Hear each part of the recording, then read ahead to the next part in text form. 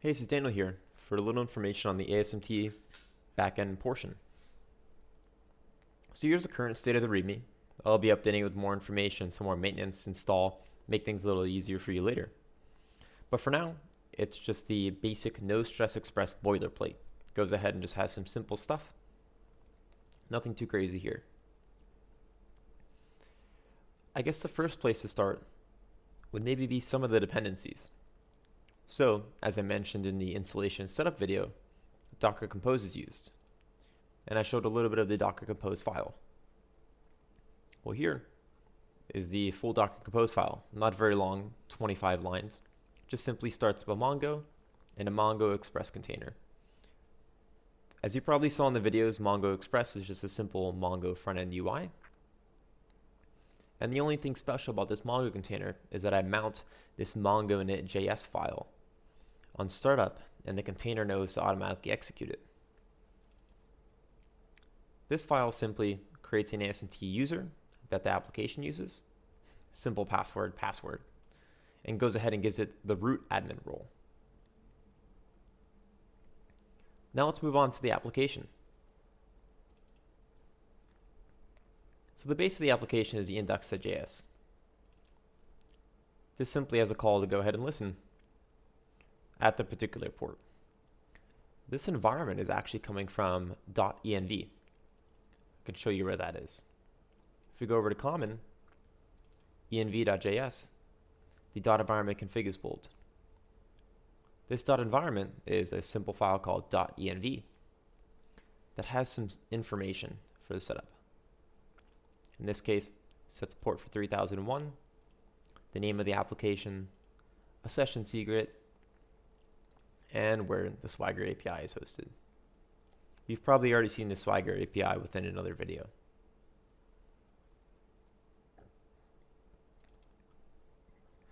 Within db.js, I go ahead and simply export a localhost path to the ASMT database.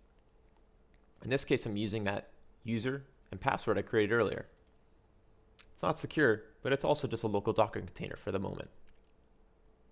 This can be updated later to utilize .env or something better.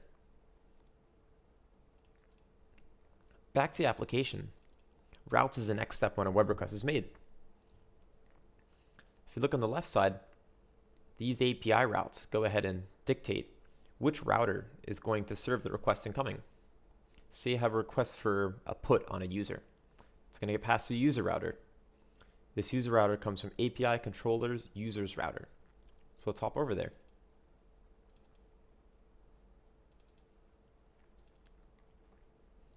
The router here does even more routing. Say for post, it's going to go ahead and pass along to the controller.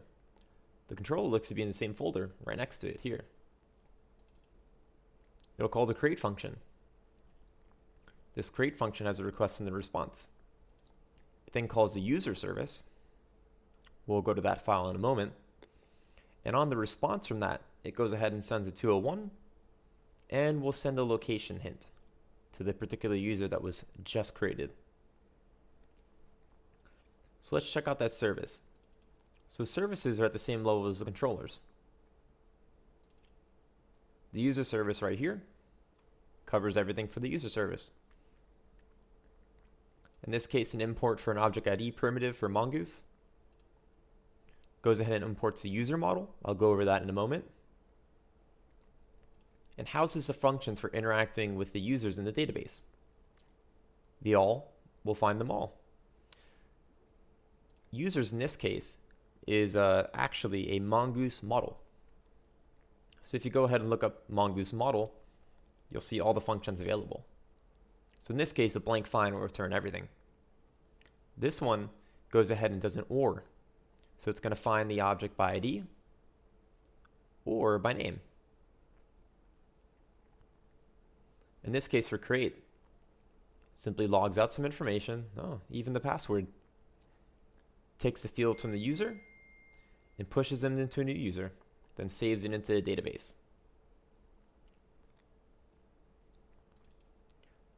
For the models, let's look at the user model. Here, Mongoose schema is pulled in, A new schema object is defined, in this case the user schema. Things such as a name, string, required, unique, password, string, and required. And then defining that we push these users into the user collection, as you've probably seen in another video when looking at the Mongo Express UI. This virtual goes ahead and creates a user ID object, or user ID, what's the best way of saying it? An object in the class. It'll go ahead and basically call this function when you check for the user ID field. In this case, it pulls underscore ID. Underscore ID for a Mongoose model is going to return the Mongo ID, which is used across the board for linkages between the different objects in this model. Routes, controllers, router, and services act pretty much all exactly the same. Well, I mean, the view service has some helper functions. This goes ahead and merges the view data, calculates the total time, etc. Nothing too crazy. But I think the key thing to check into will be the models for something such as the course, where that type object ID is used to go ahead and reference the user, or users for students, or in this case, a reference to a lecture. If you check out Mongoose and how to embed objects, among other things, there's some quick, easy guides that'll get you going on this quickly. If you do plan on using or adding new API endpoints, there's one important thing to check out. You'll probably see an error about it. But if we jump over to common, we'll see there's a Swagger folder. This Swagger API.yaml has definitions of all the objects expected, as well as some information on the paths. This examples one is just one of the ones that comes out of the box in No Stress Express. Probably remove it later. But things such as users, going ahead and showing what happens when you do a get, what happens when you do a post, and what happens when you do a user by ID. This data is used to create the Swagger page, as you've seen in other videos. An important thing about No Stress Express, though, is that you can't access an API endpoint that isn't defined right here. While there is no strict matching, there may be a possibility that these models can move out of date with the models that you have that are actual Mongoose models.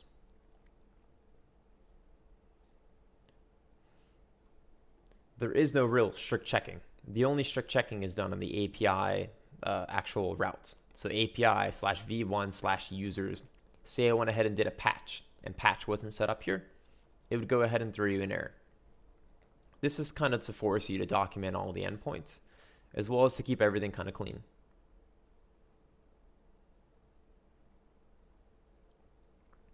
For the most part, overall, that's the structure. We go from index to routes, go to a particular router under controllers, go to a controller. Each one of these has their own controller. That'll call the particular service for the endpoint you're interacting with, which then goes ahead and messes with the Mongo model backend. So an important one is the seed service. We'll probably finish off the video here. But the seed service has quite a few static functions. These are really just helper functions.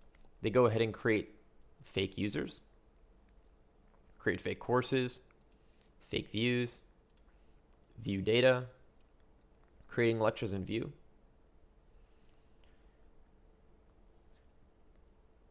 But the main purpose is this create function all the way at the bottom.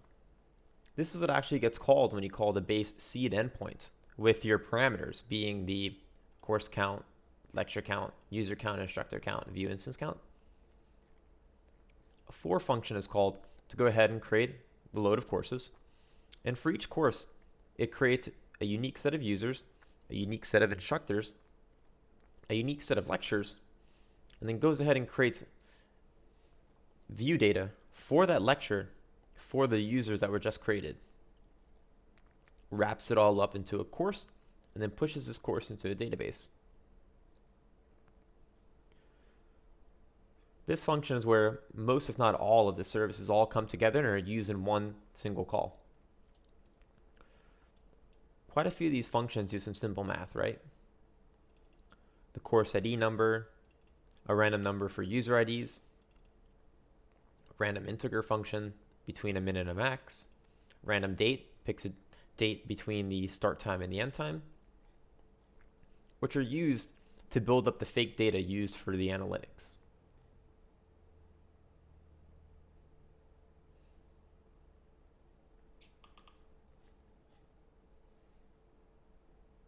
For the most part, this kind of covers everything.